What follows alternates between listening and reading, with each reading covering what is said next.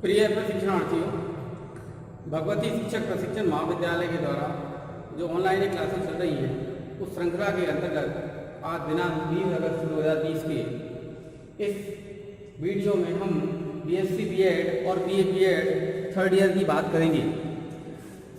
Paper हमारा है वही वाला जो चलता आ रहा है, पेपर लैंग्वेज एक्रोता करिकुलम, और आज का टॉपिक है रीडिंग स्किल। हम लैंग्वेज स्किल की जब बात कर रहे थे तो लैंग्वेज के जो स्किल्स हैं हमारे, उन स्किल्स में हम अब तक LSRW लिसनिंग की बात कर चुके हैं। इसके बाद में हम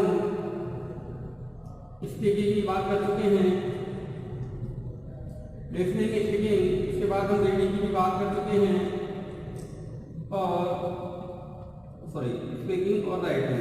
आज हम बात करेंगे किसके बारे में? रीडिंग के बारे में। ठीक है, रीडिंग स्किल के बारे में बात करेंगे कि पठन क्या है, इसे पढ़ना माना जाता है और क्या है ये पठन, इसकी परिभाषा क्या है। तो थोड़ी सी सामान्य बात में आपसे करूँ कि सामान्य भाषा में हम जो लिखित अथवा मौखिक सामग्री को पढ़ करके अर्थ ग्रहण किया जाता है, दूसरी भाषा में सामान्य भाषा में पठन कौशल या वाचन कौशल की जो परिभाषा बनती है वही बनती है कि लिखित अथवा मुद्रित सामग्री को, छुपी हुई सामग्री को पढ़ करके और यदि उसका अर्थ ग्रहण किया जाता है तो उसे हम पठन या वाचन कहते हैं। ठीक है, तो दोबारा समझने की कोशिश करें हम कि जो लिखित अथवा मुद्रित सामग्री है, कौन सी? लिखित अथवा मुद्रित का मतलब है प्रिंटेड सामग्री का पठन और फिर उसके बाद उसका अर्थ ग्रहण बराबर पठन कौशल। समझने की कोशिश कीजिए कि कोई भी लिखित या मौखिक सामग्री का जब पठन किया जाता है, पठन का मतलब नहीं देखना होता, पठन का मतलब पढ़ना, और पढ़ना कब संभव हो पाता है? जब अर्थ ग्रहण किया जाए, और जब पढ़ करके अर्थ ग्रहण किया जाता है तो ऐसे कौशल को पठन कौशल कहा जाता है। ठीक है ना, ये एक प्रक्रिया है। इसकी जो पठन की प्रक्रिया है उसको समझने की कोशिश करें हम। प्रक्रिया में सबसे पहले क्या किया जाता है? प्रक्रिया में अगर हम देखने की कोशिश करें, सबसे पहले तो वर्णों की पहचान की जाती है। क्या किया जाता है? मस्तिष्क के द्वारा सबसे पहले वर्णों की पहचान करता है। क्या करता है? वर्णों की पहचान करता है। पहचान करने के बाद में दिमाग में उसको करने के बाद में वर्णों का उच्चारण करता है। वर्णों की ध्वनि का क्या करता है? उच्चारण करता है। ठीक है, पठन की प्रक्रिया में क्या होता है? सबसे पहले वर्णों की पहचान होती है। वर्णों की जब पहचान कर ली जाए तो उस वर्ण की जो ध्वनि है उसका उच्चारण किया जाता है। फिर उसके बाद उसकी पद संहिता पढ़ी जाती है, यानी इस पद की रचना कैसी है उसको दिमाग में धारण किया जाता है। ठीक है ना, जब पद संहिता बैठ जाती है तो उसके बाद में वह उसके स्वर का ध्यान रखता है। स्वर यानी गति के स्वर या गति का ध्यान रखा जाता है। तो देखिए इसका स्वर कितना रखना है और इसकी गति कितनी रखनी है। ठीक है, और इसके बाद में विराम चिन्ह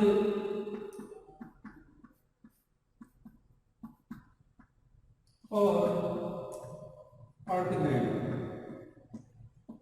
ठीक है, तो ये एक प्रोसेस है। प्रोसेस को मतलब सबसे पहले वर्णों की पहचान कीजिए, वर्णों की पहचान के बाद उसकी ध्वनि का उच्चारण कीजिए और संहिता बनाइए, पदों का एक निश्चित क्रम रखिए, निश्चित क्रम के साथ उसको काट लीजिए। फिर स्वरगति यानी किस गति में उसको पढ़ना है, और विराम चिन्ह, तो विराम चिन्ह का ध्यान रखते हुए अर्थ ग्रहण करना है। इसी प्रक्रिया को क्या कहा जाता है?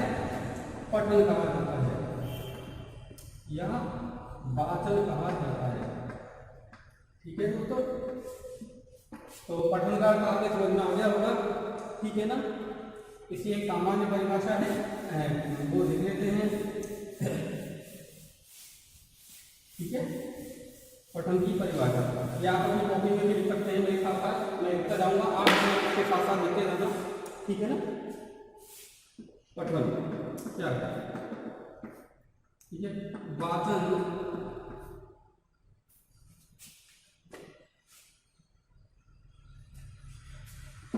ध्वनियों के प्रतीक चिन्हों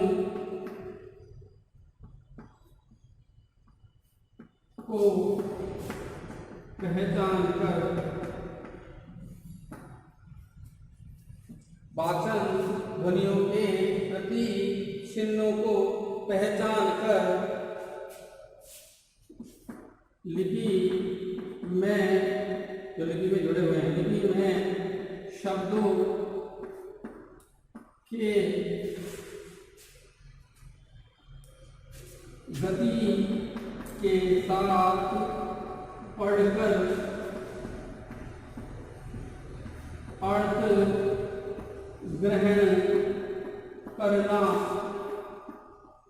ही पठन या वाचन कौशल कहलाता है।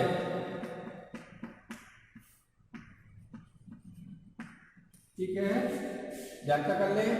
वाचन ध्वनियां यानी जो ध्वनियां बनाई गई है उन ध्वनियों के प्रतीक चिन्हों के माध्यम से उनको पहचान लेते हैं। पहचान करके लिपि में शब्दों में उनको धारण करके जो होती है उनके गति के साथ पढ़ा जाता है और पढ़ करके क्या किया जाता है, अर्थ ग्रहण। अगर अर्थ ग्रहण नहीं किया जाए तो उसे पठन या वाचन कौशल नहीं कहेंगे।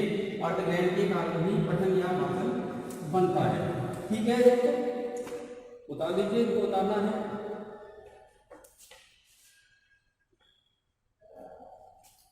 वाचन की एक छोटी सी जो परिभाषा बनती है वो बनती है, वाचन बराबर क्या होता है, ध्वनि और अर्थ, यानी पढ़ते समय पर आवाज करना और अर्थ ग्रहण करना, कोई ध्वनि है वाचन है, अन्यथा वो वाचन नहीं है।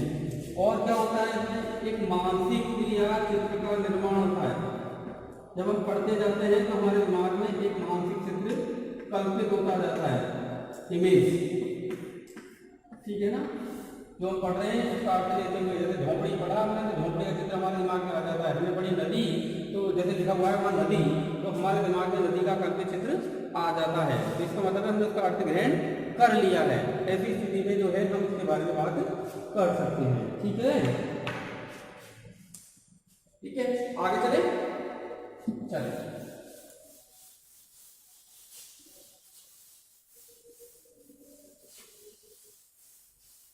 वाचन का मैथ।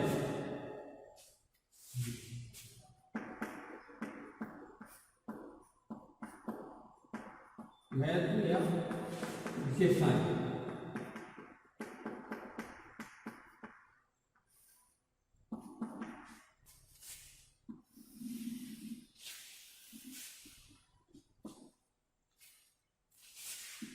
पहला, वाचन क्या है, एक कला है। वाचन एक कला है, इसमें एक जादू होता है। ये वाचन एक स्पष्टता के साथ, उच्चार के साथ पढ़ना, उसी अर्थभाव के साथ पढ़ना, उचित विराम यदि यदि के साथ पढ़ना, इसका मतलब समझ आगे का वाचन एक कला है जिसके अपने शुद्ध एक नियम है। तो वाचन की सबसे बड़ी विशेषता क्या है, वाचन एक कला है, ये दूसरे को प्रभावित करती है। कला दूसरे को प्रभावित करती है, तो वाचन भी दूसरे को प्रभावित करता है, इफेक्टिव करता है। ठीक है ना, वाचन क्या है, ज्ञानार्जन की कुंजी।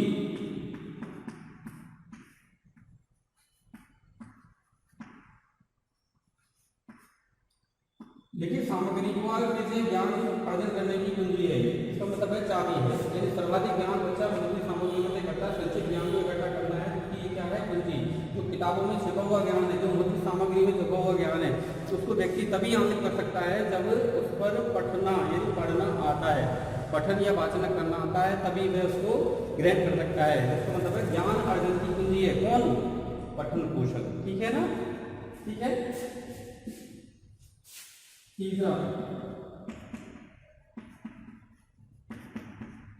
लिखित रूप प्रेषण की योग्यता प्रदान की क्षमता उत्पन्न करता है। जिस व्यक्ति के वाचन करना या पठन करना आता है वह व्यक्ति लिखित रूप में अपने विचारों को प्रेषण कर सकता है। समझने की कोशिश करना, जो व्यक्ति पढ़ना जानता है वही व्यक्ति लिखना जानता है। जिस व्यक्ति के पढ़ना नहीं आता वह लिखित रूप नहीं प्रेषित कर सकता। इसका मतलब है वाचन की एक विशेषता क्या होगी कि यह व्यक्ति में लिखित रूप की क्षमता भी पैदा करता है। ठीक है, अगली बात जो विशेषता आती है साहित्य की विधाओं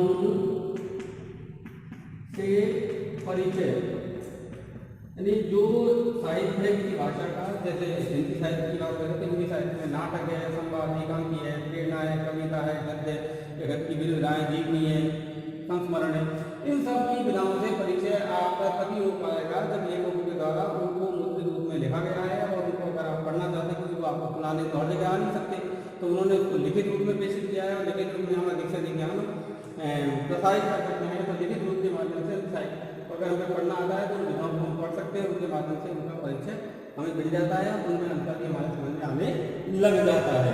ठीक है, अगर आप पढ़ना आता है तो आप में एक बात और आएगी कि आप उच्चारण भी बहुत अच्छा कर पाएंगे, क्योंकि पढ़ने से आपके अंदर शब्द भंडार की वृद्धि होगी और लिखना भी।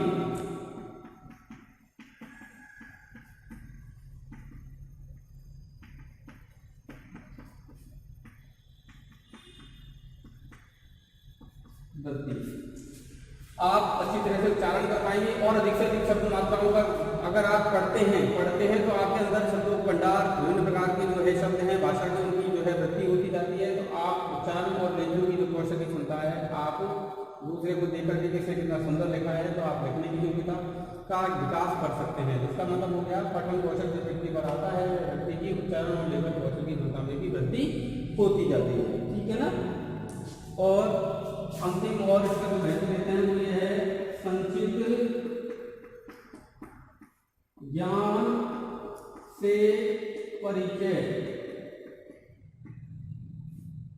आप भी बात में जानते हैं कि आज अगर हम पूरे राजस्थान के बच्चों को अगर कोई विषय पढ़ाना चाहें तो आज और रूप में हम उसके पास सबके पास पहुंचाना चाहें तो वह संभव नहीं है। लेकिन अगर हम लिखित रूप से देखना चाहें तो संचित ज्ञान है, उसका परिचय, उससे क्या परिचय हमें बड़ी किताब की मुद्रित सामग्री के द्वारा बड़ी आसानी से हो जाता है। हमारी मर्जी आए तब हम इसे पढ़ सकते हैं, हमें जब चाहें तब पढ़ सकते हैं, समय सुविधा के अनुसार पढ़ सकते हैं और जितना चाहें उतनी मात्रा में पढ़ सकते हैं। और हम पुराने से पुराने ज्ञान को भी और नवीनतम से नवीनतम ज्ञान को भी संचित ज्ञान के माध्यम से जो है लिखित पठन कौशल के माध्यम से अंतःग्रहण कर सकते हैं। तो ये आपके समझ में आ गया होगा, ये सबसे महत्वपूर्ण कौशल है, इसके माध्यम से व्यक्ति अपने ज्ञान में वृद्धि करता है। ठीक है ना, सुनने के द्वारा तो व्यक्ति जो है एक सीमित मात्रा में ही अपने अंदर ज्ञान ग्रहण कर सकता है, लेकिन लिखित या मुद्रित सामग्री के पठन के द्वारा वह बहुत ही अधिक मात्रा में ज्ञान ग्रहण कर सकता है, तेज गति से कर सकता है, तीव्र गति से कर सकता है, समय के हिसाब से कर सकता है, अपनी आज़ादी स्वतंत्रता के हिसाब से कर सकता है। ठीक है ना दोस्तों, तो ये पठन कौशल की जो है वाचन कौशल की क्या है महत्व या विशेषताएं। ठीक है ना, अब हम चलते हैं वाचन के प्रकार। ठीक है, बता दिया होगा आप लोगों ने।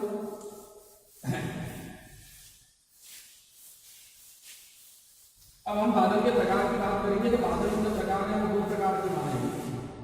कितने रूप हैं वाचन के? भेद, रूप या प्रकार। तो वाचन के जो भेद और रूप या प्रकार जैसे हम कहें वो दो प्रकार के माने गए। पहला माना गया है सस्वर वाचन, पठन भी कह देते हैं कई लोग। ठीक है ना, ये दो प्रकार का होता है, व्यक्तिगत वाचन और दूसरा होता है क्या सामूहिक वाचन।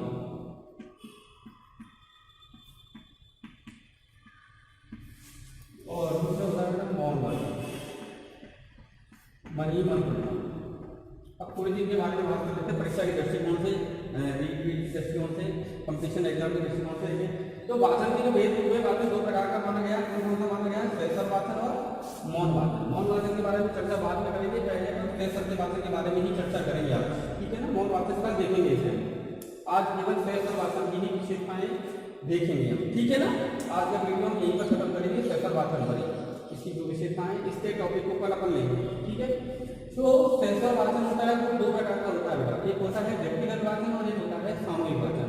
जब व्यक्तिगत वाचन की बात करें तो बच्चा छात्र खुद अकेला पढ़ता है। कैसा पढ़ता है? खुद अकेला।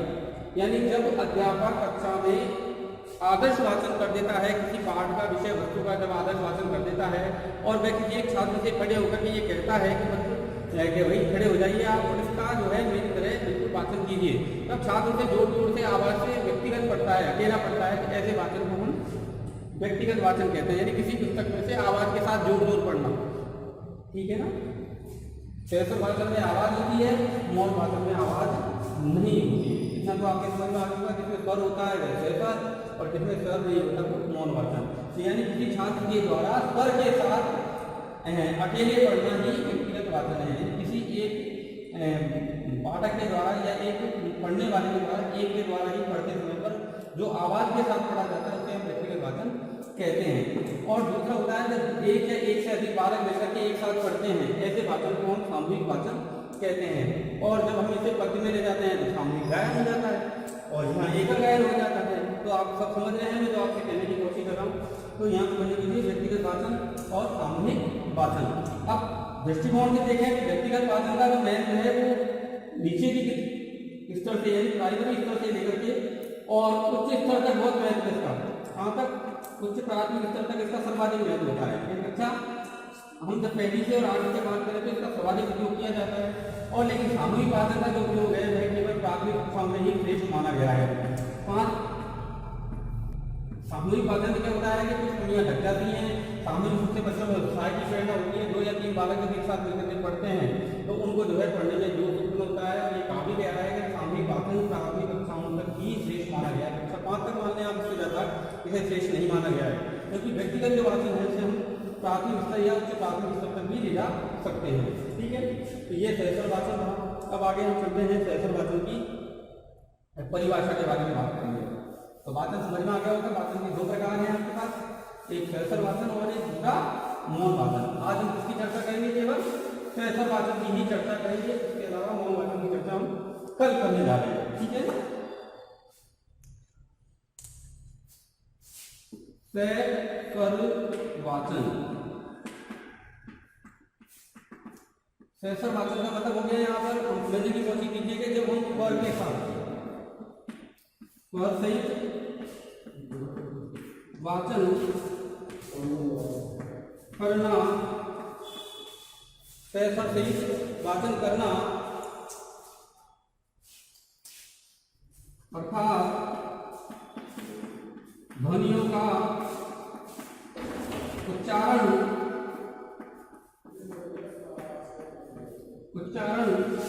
करते हुए बोलना, करते हुए पढ़ते पठन के साथ अर्थ ग्रहण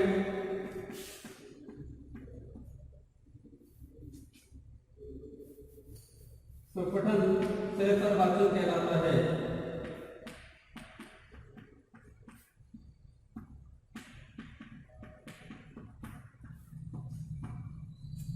ठीक है, एक बात और ध्यान रखने की कोशिश करें। अगर अर्थ ग्रहण की जब बात की जाती है तो जब हम बोल बोल करके पढ़ते हैं तो अर्थ ग्रहण कम होता है, और जब हम बिना बोले पढ़ते हैं तो अर्थ ग्रहण ज्यादा होता है। ये आपको समझ में आएगा।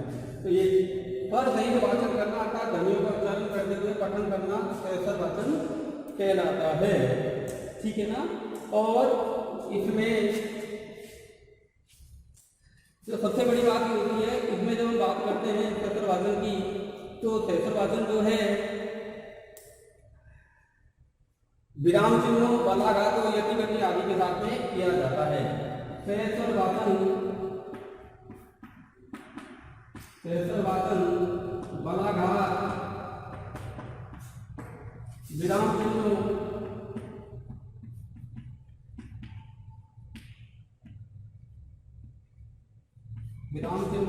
यतिगति, ठीक है, उतार चढ़ाव आदि का ध्यान रखते हुए किया जाता है। दोबारा समझ आइए। शैशव वाचन सहित वाचन करना अर्थात ध्वनियों की उच्चारण करते हुए पठन सहस्त्र वाचन कहलाता है। सहस्त्र वाचन करते समय पर जो बोलने वाला है, पढ़ने वाला है, विराम चिन्हों, यदि गति, उतार चढ़ाव आदि का ध्यान रखते हुए विषय वस्तु का पठन करता है। ठीक है। और सबसे बड़ी बात यह है इसमें ओष्ठ संचालन नहीं होता है, वोट नहीं हिलाए, सॉरी ओष्ठ संचालन आवश्यक है। ठीक है। आप सोचो के बिना वोट हिलाए तो वोट संचालन होता है सहस्त्र वाचन में। ठीक है। चले अब आगे सहस्त्र वाचन की विशेषताएं। ठीक है दोस्तों।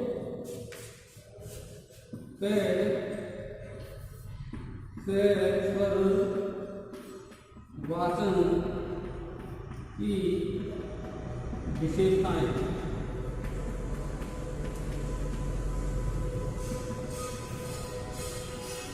ठीक है।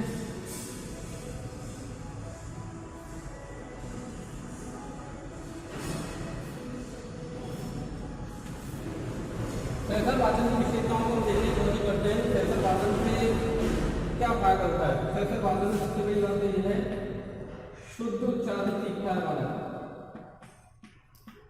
क्या सीखता है? शुद्ध उच्चारण सीखता है ऐसा। ठीक है ना। उचित ध्वनि निर्गम, यानी मुख से जो ध्वनि का निर्गम निकालेगा वो उचित रूप से निकालने की कोशिश करेगा। पढ़ते समय पर उसकी यदि गति, उसके स्वर, उसकी सब चीज़ों का ध्वनि पर सही शुद्ध उच्चारण करने का प्रयास करेगा। ठीक है ना। पठन कौशल से बच्चे में होता है। बालाघाट विराम चिन्हों का प्रयोग करना सीखेगा। उनका उचित प्रयोग पठन कौशल से छात्र में जो है बालाघाट, विराम चिन्हों आदि का उचित प्रयोग करने की क्षमता भी विकसित होती है। ठीक है ना। अगले चलते हैं छात्र का जो स्वर माधुर्य है, उसकी जो वाणी है उसमें माधुर्य पैदा होता है पढ़ने से। ठीक है ना। उसकी वाणी में मिठास पैदा होता है। और क्या फायदा होता है और देखें हम जो है उचित यदि गति का प्रयोग करना होता है। हम जो पढ़ रहे हैं उसको कितनी तेजी से पढ़े ताकि सामने वाला उसका अर्थ ढंग से ले सके। उचित यदि गति का प्रयोग भी करना है सीखता है। अगला फायदा है स्वाभाविकता।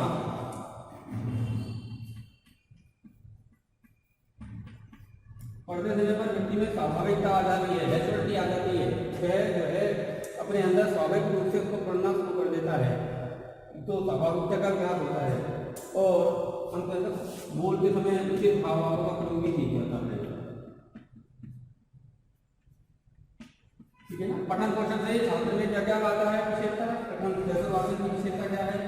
सहस्त्र वाचन वगैरह ध्वनि से जब पढ़ता है तो क्या क्या विशेषताएं होती है या सहस्त्र वाचन से बच्चे को क्या फायदा होता है, इसकी क्या क्वालिटी है? तो सहस्त्र वाचन की सबसे बड़ी बात यह है कि छात्र शुद्ध उच्चारण करना सीखता है, मुख से उचित रूप से ध्वनि निकालना शुरू करता है, उचित ध्वनि का बोल जो है निर्गम निकालना शुरू करता है, बालाघाट, विराम चिन्ह आदि का प्रयोग सीख जाता है, स्वर माधुर्य उसकी वाणी में मधुरता आ जाती है, वह उचित यदि गति के साथ पाठन शुरू करता है, उसके अंदर एक स्वाभाविकता से जो है निर्माण स्वाभाविकता का निर्माण हो जाता है। वह पढ़ते समय पर बिना संकोच के साथ में पढ़ना शुरू करता है और उचित हाव भाव और वह पढ़ते समय पर उचित हाव भाव का निर्माण करना भी सीख जाता है।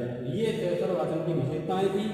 इसके बाद में आज का जो अंतिम टॉपिक है हमारा वो है सहस्त्र वाचन के उद्देश्य। ठीक है, इसको मिटा दो। ओके,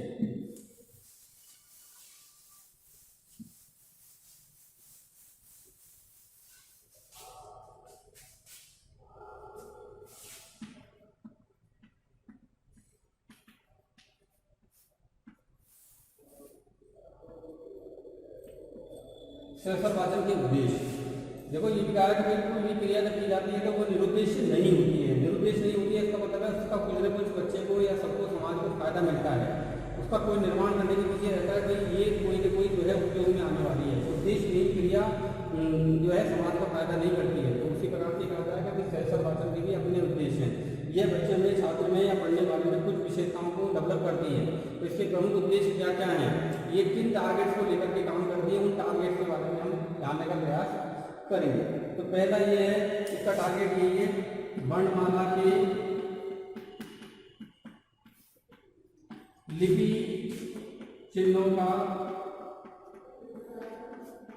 ज्ञान कराना। ठीक है, इसका पहला उद्देश्य क्या है भैया?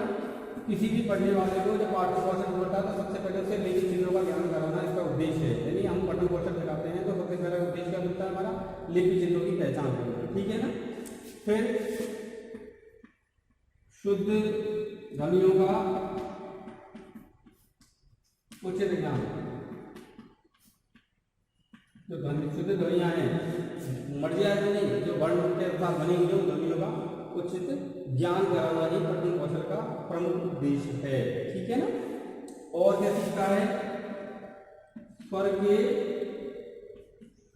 उतार चढ़ाव का, यानी कि स्वर को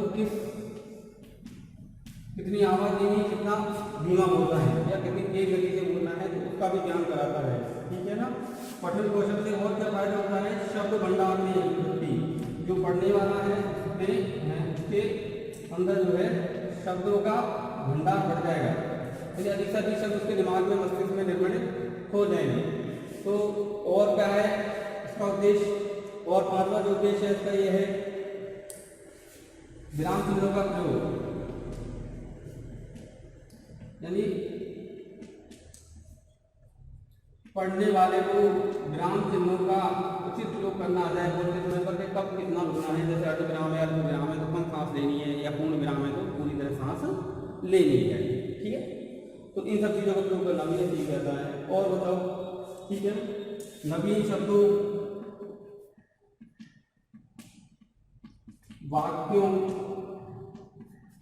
शैलियों का परिचय।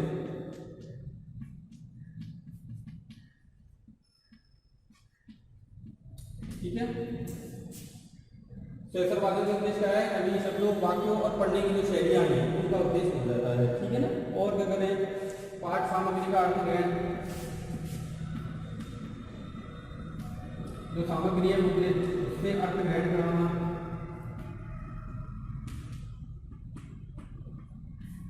जो पाठ सामग्री है, जो मुद्रित सामग्री है, उसमें से अर्थ ग्रहण करना इसका प्रमुख उद्देश्य है। भाई पढ़ना तो है, तो उसमें अर्थ ग्रहण नहीं किया तो कोई मतलब नहीं रहा। तो यानी अर्थ ग्रहण करते हुए पढ़ना ही उद्देश्य है इसका। ठीक है ना। और पढ़ने के प्रति, वाचन के प्रति रुचि पैदा करना, रुचि उत्पन्न करना। ठीक है, जो है बच्चा पढ़ने के प्रति उत्साहित हो, बच्चा पढ़ने में रुचि रखे, ये इसका भी उद्देश्य है। ठीक है ना। और अगला है वो देखें हम जो है उचित प्रवाह के साथ गद्य या पद्य वाचन करना। ठीक है, तो अब दोबारा इनको चर्चा कर लेते हैं। सबसे पहली बात करते हैं श्रेष्ठ वाचन के उद्देश्य। श्रेष्ठ वाचन का तात्पर्य दोबारा ध्यान दे लेना, स्वर के साथ पढ़ना। स्वर के साथ पढ़ने से छात्रों को क्या क्या होते हैं? सबसे पहली बात यह है कि उसे लिपि चिन्हों का ज्ञान होता है। दूसरा होता है वह शुद्ध ध्वनियों का उच्चारण करना सीख जाता है। तीसरा होता है स्वर के उतार चढ़ाव का ज्ञान से प्राप्त हो जाता है, उसके शब्द भंडार में वृद्धि हो जाती है और विराम चिन्हों का प्रयोग करना भी वो सीख जाता है। नवीन शब्दों, वाक्यों, शैलियों का भी परिचय से हो जाता है धीरे। ठीक है ना। और पाठ सामग्री जो होती है उसका भी अर्थ ग्रहण करना सीख जाता है। वाचन के प्रति जो है रुचि उत्पन्न करना भी वह सीख जाता है, यानी उसे पढ़ने में मजा आने लग जाता है। उचित स्वभाव के साथ में गद्य पद्य का वाचन करना शुरू कर देता है। ये इसके उद्देश्य हैं। आज का टॉपिक हमारा यही खत्म हो गया। कल हम मौन वाचन की परिभाषा, मौन वाचन का उद्देश्य और मौन वाचन के महत्व के बारे में चर्चा करेंगे। ठीक है दोस्तों, रिपीटेशन। सबसे पहले आज का रिपीटेशन माने पठन या वाचन कौशल की परिभाषा क्या है आपको समझ में आ गया होगा कि मुद्रित या लिखित सामग्री को अर्थ ग्रहण करते हुए बोल बोलकर पढ़ना ही वाचन कहलाता है। ठीक है ना। इसमें जो है साथ में क्या किया जाता है? अर्थ ग्रहण किया जाता है। अर्थ ग्रहण करते हुए पढ़ना ही वाचन है। फिर अपन ने पढ़ा वाचन के प्रकार। वाचन दो प्रकार का होता है। वाचन की शॉर्ट परिभाषा क्या होती है? ध्वनि प्लस अर्थ, यानी ध्वनि के साथ अर्थ ग्रहण। ठीक है। वर्णमाला जब हमने वाचन के प्रकार पढ़े तो वाचन के प्रकार में दो प्रकार के पढ़े थे, श्रेष्ठ वाचन और मौन। श्रेष्ठ वाचन के दो रूप होते हैं। पहला रूप होता है व्यक्तिगत वाचन और दूसरा होता है सामूहिक वाचन। व्यक्तिगत वाचन के बारे में मैंने आपको बताया था। व्यक्तिगत जो वाचन है विद्यालयों में कक्षा 1 से जब से बच्चा पढ़ना शुरू करता तब से और सीखता था तब से और कक्षा 8 तक इसका ज़्यादा उपयोग किया जाता है और उच्च प्राथमिक स्तर तक। लेकिन जो सामूहिक वाचन है उसके बारे में कहा जाता है कि शुरू में ज़्यादा करा जाता है, प्राथमिक स्तर तक इसको किया जाता है, उसके बाद में समाप्त हो जाता है, जिसका रूप हमें कम देखने को मिलता है। मौन वाचन के बाद दूसरा प्रकार बताया था मौन वाचन, उसके बारे में चर्चा करेंगे। ठीक है, फिर हमने उसके बाद में पढ़ा था सहस्त्र वाचन के उद्देश्य हमारे समझ में आ गए, इसका महत्व पढ़ा था। तो सहस्त्र वाचन के बहुत सारे महत्व थे, उनमें कौन कौन से महत्व थे? शुद्ध उच्चारण करना, उच्च ध्वनि का निकालना, बलाघात का गाना चिन्हों का प्रयोग करना, स्वर माधुर्य पैदा करना, उचित गति का प्रयोग करना और स्वाभाविकता का विकास करना और उचित हाव का प्रयोग करना। ठीक है, और अंतिम टॉपिक जो आपका हमने पढ़ा था वही है जो आपके सामने है, सहस्त्र वाचन के उद्देश्य। ठीक है, आज हमने वाचन की परिभाषा पढ़ी, वाचन के प्रकार पढ़े, वाचन के प्रकार में पहला सहस्त्र वाचन पढ़ा, सहस्त्र वाचन के उद्देश्य पढ़े, सहस्त्र वाचन का महत्व पढ़ा, सहस्त्र वाचन की परिभाषा पढ़ी। ठीक है, ये अभी कॉपी में नोट कर लेना, परीक्षा में प्रश्न आता है। ठीक है, कल करेंगे मौन वाचन के बारे में बात। धन्यवाद।